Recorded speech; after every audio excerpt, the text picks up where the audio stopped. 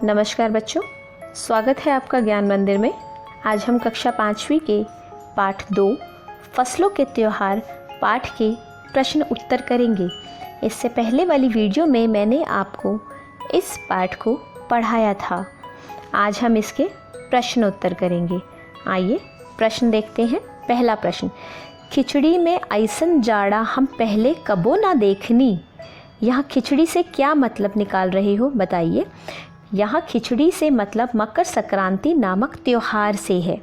यहाँ पर इस पाठ में खिचड़ी शब्द जहाँ जहाँ प्रयोग किया गया है वहाँ मकर संक्रांति त्यौहार के लिए प्रयोग किया गया है। प्रश्न 2, क्या कभी ऐसा हो सकता है कि सूरज बिल्कुल ही ना निकले? अगर ऐसा हो तो चारों तरफ अंधेरा छा जाएगा, ठंड बढ़ जाएगी, लोगों के लिए काम करना मुश्किल हो जाएगा, जीवन की रफ्तार थम जाएगी। अपने साथियों के बातचीत करके लिखिए। इस प्रश्न का उत्तर आपको अपने दोस्तों के साथ बातचीत करते हुए लिखना है, पर फिर भी आप इसका उत्तर लिख सकते हैं कि अगर कभी ऐसा हुआ कि सूरज ना निकले तो सच में चारों तरफ अंधेरा हो जाएगा और ठंड बढ़ जाएगी। ऐसे में कोई भी काम करना असंभव हो जाएगा, तो ऐसा नहीं होना चाहिए। प्रश्न 3, बाहर देखने से समय का अंदाज़ा क्यों नहीं हो रहा था? जिनके पास घड़ी नहीं होती वे समय का अनुमान किस तरह से लगाते हैं बताइए।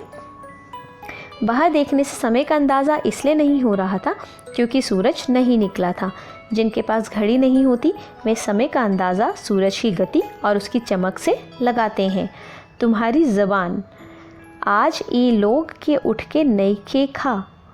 आपको बताना है इन वाक्यों को आप अपनी भाषा में क्या कहेंगे। आज ये लोग उठेंगे नहीं क्या? दूसरा देखिए, जब भाग के देख केरा के पत्ता आयल की ना।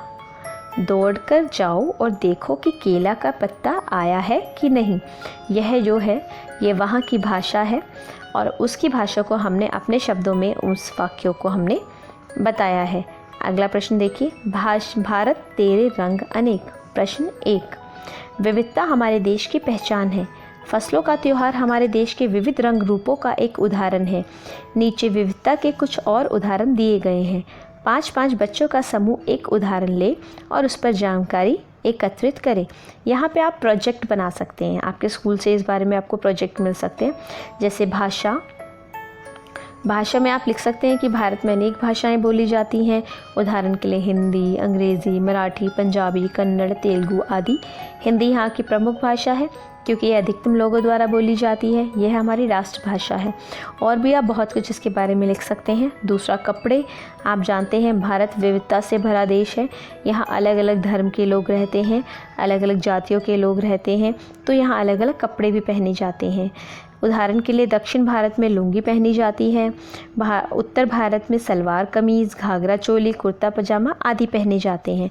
नया वर्ष, हिंदी कैलेंडर के अनुसार नया वर्ष होली के दिन होता है। यह भिन्न भिन्न प्रदेशों में भिन्न भिन्न नामों से जाना जाता है। भोजन के बारे में भी मैं यही कहूँगी कि भारत विविधता से भरा देश है। जहाँ अलग अलग जातियाँ हैं, अलग अलग धर्म हैं, वहाँ अलग अलग तरह का भोजन भी है। यहाँ भोजन में विविधता देखने को मिलती है। दक्षिण भारत में इडली डोसा मशहूर है, तो उत्तर भारत में चावल दाल, रोटी सब्जी, राजमा आदि पसंद से खाए जाते हैं। पश्चिम बंगाल में चावल मछली बड़े शौक से खाया जाता है। अगला प्रश्न देखिए। प्रश्न 2, तुम्हें कौन सा त्यौहार सबसे अच्छा लगता है और क्यों? इस दिन तुम्हारी दिनचर्या क्या रहती है? देखिए, आप इसमें अलग अलग चीज़ें लिख सकते हैं। जिसको होली का त्यौहार है वो होली के बारे में लिखे। जैसे दिवाली का त्यौहार पसंद है वह दिवाली के बारे में लिखे। मैं यहाँ होली के त्यौहार के बारे में लिख रही हूँ। होली का त्यौहार मुझे सबसे अच्छा लगता है क्योंकि इस दिन लोग ऊंच नीच का विचार भूलकर एक दूसरे के गले मिलते हैं और खुशियाँ मनाते हैं। इस दिन मैं सुबह से ही काफ़ी सक्रिय रहती हूँ। तरह तरह की पिचकारियों में रंग भरकर लोगों पर फेंकती हूँ। स्वादिष्ट पकवान बनाते हैं और नए कपड़े पहनते हैं। अगला प्रश्न देखिए, अन्न के बारे में है आपका अगला प्रश्न। फसल के त्यौहार पर तिल का बहुत महत्व होता है। तिल का किन किन रूपों में इस्तेमाल किया जाता है? तिल से तिलकुट, रेवड़ियाँ और गज्जक जैसी मिठाइयाँ बनाई जाती हैं। देखिए, तुम जानती हो कि तिल से तेल बनता है और किन चीज़ों से तेल बनता है और कैसे? हो सके तो तेल की दुकान में जाकर पूछो। मैं आपको बताती हूँ तेल किन किन चीज़ों से बनता है।